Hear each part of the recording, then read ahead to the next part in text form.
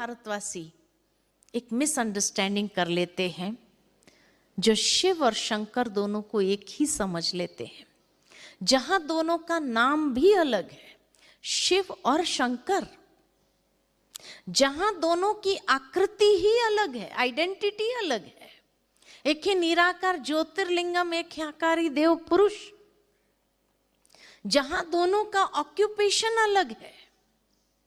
शिव को कहा भोलेनाथ, कल्याण करने वाले, और शंकर के लिए कहते तीसरा नेत्र खुलता है तो महाविनाश प्रलय हो जाता है। नाम अलग, स्वरूप अलग, कार्य अलग, फिर एक कैसे हो सकता है? जब भी कोई हमें मंत्र देता है तो ओम नमः शिवाय का मंत्र देता है। किसी ने ओम नमः शंकराय कहा? अगर एक है तो कहना चाहिए? नहीं। शंकर को पूरे परिवार में, गृहस्थ धर्म में दिखाया। मां पार्वती है, गणेश जी, कार्तिक के 2 बच्चे हैं, पूरा गृहस्थ धर्म में। ध्यान मुद्रा में दिखाया। किसका ध्यान कर रहे हैं?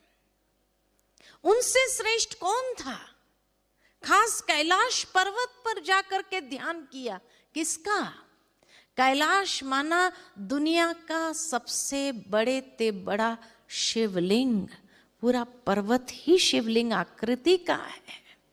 वहां बैठकर शंकर ने भी किसका ध्यान किया?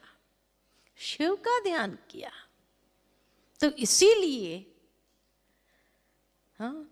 भारत में शिवरात्रि, महाशिवरात्रि मनाई जाती है। उसको शंकर रात्रि नहीं कहते हैं। ब्रह्मा देवताय नमः, विष्णु देवताय नमः, शंकर देवताय नमः, और शिव के लिए कहते हैं शिव परमात्माए नमः। वो देव है, वो परमात्मा है ना। लेकिन यहां एक कहानी याद आती है कि एक बार एक भिखारी था। भिखारी का नियम था रोज राजा के द्वार पर जाकर भीख मांगने का।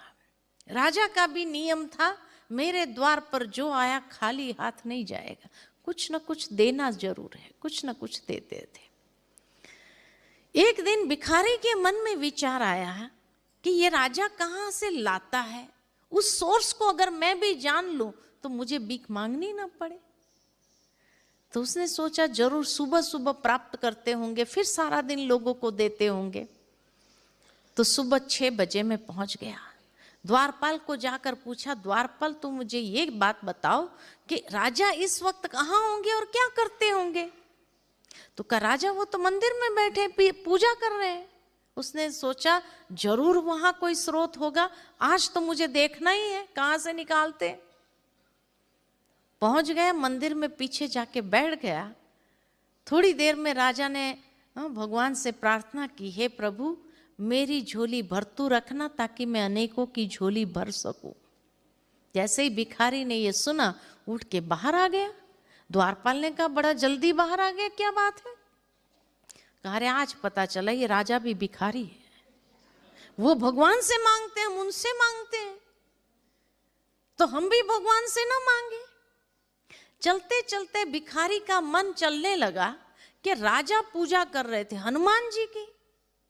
इसका मतलब हनुमान जी ने राजा की झोली भरी, राजा ने हमारी भरी। फिर विचार आया हनुमान जी की झोली किसने भरी? तो कहा वो तो श्री राम भक्त थे। फिर विचार आया श्री राम की झोली किसने भरी?